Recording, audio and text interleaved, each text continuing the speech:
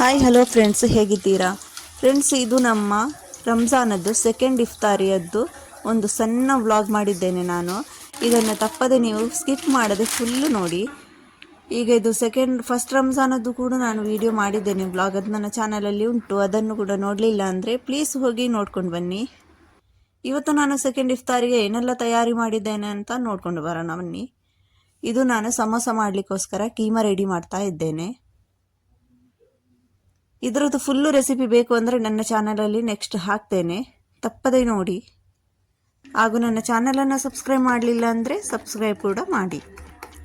ಇದು ದಹಿ ವಡೆ ಮಾಡಲಿಕ್ಕೋಸ್ಕರ ಇಲ್ಲಿ ಕಡಲೆ ಹಿಟ್ಟನ್ನು ಕೂಡ ಒಂದು ಅರ್ಧ ಗಂಟೆ ಮುಂಚೆ ನಾನು ಮಿಕ್ಸ್ ಮಾಡಿ ಇಡ್ತಾ ಇದ್ದೇನೆ. ಅದಕ್ಕೋಸ್ಕರ ಇಲ್ಲಿ ಹಸಿಮೆಣಸು ಎಲ್ಲ ಗ್ರೈಂಡ್ ಮಾಡಿ ಅದರದ್ದು ಸ್ವಲ್ಪ ಬೆಳ್ಳುಳ್ಳಿ ಎಲ್ಲ ಹಾಕಿ ಚೆನ್ನಾಗಿ ಸ್ವಲ್ಪ ದಹಿ ಬಡೆಗೆ ಬೇಕು, ಅದಕ್ಕೋಸ್ಕರ ರೆಡಿ ಮಾಡ್ತಾ ಇದ್ದೇನೆ. ಮತ್ತು ಏನಾದರೂ ಕರೆಂಟ್ ಹೋಗಿಬಿಟ್ರೆ ಕಡಿಲಿಕ್ಕಂತೂ ಆಗೋದಿಲ್ಲ. ಅದಕ್ಕೆ ಫಸ್ಟ್ ನಾನು ಈ ಕಡೆಯುವುದನ್ನೆಲ್ಲ ರಂಜಾನಲ್ಲಿ ಮಾಡಿಟ್ಕೋತೇನೆ ಫಸ್ಟಲ್ಲೇ. ಹಾಗಂತೂ ಹೋಗೋದಿಲ್ಲ ಇಲ್ಲ ಕರೆಂಟ್, ಆದರೂ ಕೂಡ ಒಂದು ಮಾಡಿ ಇಡುವುದು ಕಡೆಯುವುದೆಲ್ಲ, ಗ್ರೈಂಡ್ ಮಾಡೋದೆಲ್ಲ. ಇಲ್ಲಿ ಈಗ ನಾನು ಕಲ್ಲಂಗಡಿ ಹಣ್ಣು ಕೂಡ ಕಟ್ ಮಾಡಿ ಇಡ್ತೇನೆ.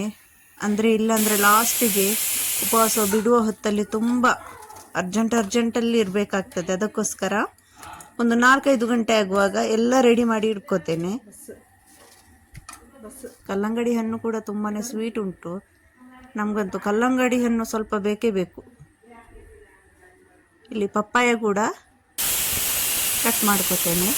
ಅರ್ಧ ಅಂತೂ ಅಲ್ಲೇ ಇಡ್ತೇನೆ, ಅರ್ಧ ಪಪ್ಪಾಯ ಕಟ್ ಮಾಡ್ತೇನೆ. ಪಪ್ಪಾಯ ಕೂಡ ತುಂಬಾ ಚೆನ್ನಾಗಿದೆ, ಕಲರ್ ಕೂಡ. ಈಗ ಇದೆಲ್ಲ ಪಪ್ಪಾಯ ಎಲ್ಲ ಹಾಗೇ ಇರ್ತದೆ, ತಿನ್ನೋದೇ ಇಲ್ಲ, ಒಂದು ಇಡುವುದಷ್ಟೇ. ಆ ಥರ ಆಯಿತು. ಖಾಲಿ ತಿನ್ನೋದಂದರೆ ಫ್ರೂಟಲ್ಲಿ ಕಲ್ಲಂಗಡಿ ಹಣ್ಣು ಮಾತ್ರ ತಿಂತಾರೆ. ಈಗ ನೋಡಿ, ಇದು ನಾನು ಗ್ರೈಂಡ್ ಮಾಡಿದಂತಹ ಹಸಿಮೆಣಸು ಮತ್ತು ಬೆಳ್ಳುಳ್ಳಿಯದ್ದು ಲಿಕ್ವಿಡ್. ಈ ಥರ ಒಂದು ಈಗ ಕೀಮಾ ಕೂಡ ಚೆನ್ನಾಗಿ ಡ್ರೈ ಮಾಡ್ಕೊಳ್ತೇನೆ, ಅಂದರೆ ಸ್ವಲ್ಪ ನೀರು ಉಂಟು ಕೀಮದಲ್ಲಿ ಕೂಡ. ಈಗ ಇದರದ್ದು ಈ ಥರ ದಹಿ ವಡೆಗೆ ಈ ಥರ ಈ ಥರ ಎಲ್ಲ ಸೆಟ್ ಮಾಡಿ ಇಡಬೇಕು. ಇದರದ್ದು ಕೂಡ ಫುಲ್ ರೆಸಿಪಿ ಹಾಕ್ತೇನೆ, ದಹಿ ವಡೆಯದ್ದು ಕೂಡ. ಅದನ್ನು ಕೂಡ ನೀವು ನನ್ನ ಚಾನಲಲ್ಲಿ ಒಂದು ನಾಳೆ 2 ದಿವಸ ವೇಟ್ ಮಾಡಿ, ಈ ರೆಸಿಪಿ ಕೂಡ ಹಾಕ್ತೇನೆ ನಾನು ಫುಲ್ ವಿಡಿಯೋ. ಇದು ತುಂಬ ಚೆನ್ನಾಗಿರ್ತದೆ ಫ್ರೆಂಡ್ಸ್. ಇದಕ್ಕೆ ಮೊಸರು ಎಲ್ಲ ಹಾಕಿ ಮಾಡೋದ್ರಿಂದ ಈ ದಹಿ ವಡೆ ಕೂಡ ತುಂಬ ಚೆನ್ನಾಗಿರ್ತದೆ, ಮಕ್ಕಳೆಲ್ಲ ಇಷ್ಟಪಡ್ತಾರೆ. ಸಮೋಸ ಕೂಡ ಅಷ್ಟೇ, ನಮ್ಮ ಮನೆಯಲ್ಲಂತೂ ಮಕ್ಕಳಿಗೂ ತುಂಬಾ ಇಷ್ಟ.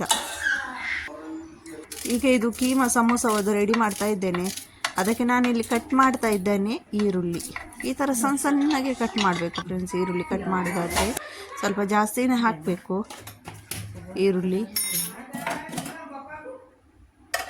ಈಗ ನೀವು ನನ್ನ ಚಾನಲದೊಂದು ಲೈಕ್ ಮಾಡಲಿಲ್ಲ ಅಂದರೆ ವಿಡಿಯೋ ನೋಡ್ತಾ ಒಂದು ಲೈಕ್ ಕೂಡ ಕೊಡಿ. ಹಾಗೂ ಕಮೆಂಟ್ ಮೂಲಕ ತಿಳಿಸಿ ಫ್ರೆಂಡ್ಸ್, ನಿಮಗೆ ನನ್ನ ವಿಡಿಯೋಸ್ ಎಲ್ಲ ಹೇಗೆ ಅನಿಸ್ತದೆ ಅಂತ. ಈಗ ಇದು ಸಮೋಸ.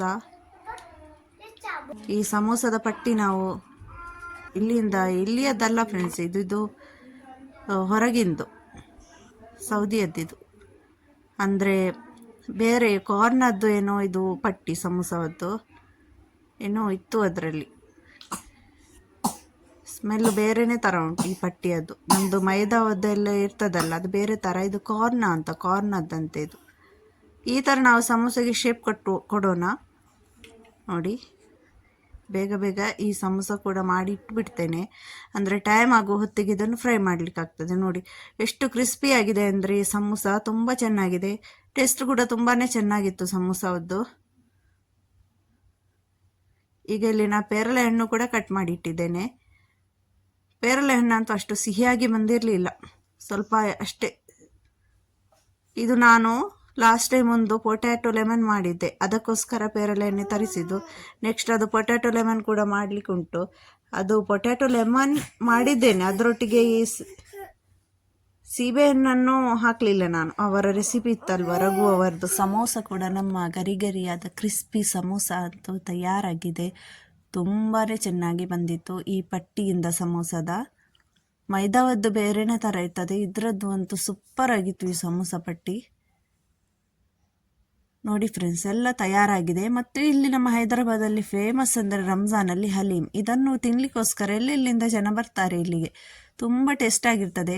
ಯಾರೆಲ್ಲ ಈ ಹಲೀಮನ್ನು ತಿಂದಿದ್ದೀರಾ ಅಂತ ನನಗೆ ಕಮೆಂಟ್ ಮೂಲಕ ತಿಳಿಸಿ. ತುಂಬಾ ಚೆನ್ನಾಗಿರ್ತದೆ. ಚಿಕನ್ ಹಲೀಮ್, ಮಟನ್ ಎಲ್ಲ ಥರದ್ದು ಉಂಟು. ಈಗ ನಮ್ಮದಂತೂ ಉಪವಾಸ ಬಿಡುವ ಟೈಮ್ ಆಯಿತು. ಎಲ್ಲ ತಂದು ಡೆಕೋರೇಷನ್ ಮಾಡಿ ಇಟ್ಟಿದ್ದೇವೆ. ಓಕೆ ಫ್ರೆಂಡ್ಸ್, ನಾವಿನ್ನು ಸಿಗೋಣ ನೆಕ್ಸ್ಟ್ ವ್ಲಾಗಲ್ಲಿ. ಅಲ್ಲಿ ತನಕ ಟಾಟಾ ಬಾಯ್, ಟೇಕ್ ಕೇರ್. ಒಂದು ಸಬ್ಸ್ಕ್ರೈಬ್ ಮಾಡಿ, ಲೈಕ್ ಮಾಡಿ, ಶೇರ್ ಮಾಡಿ.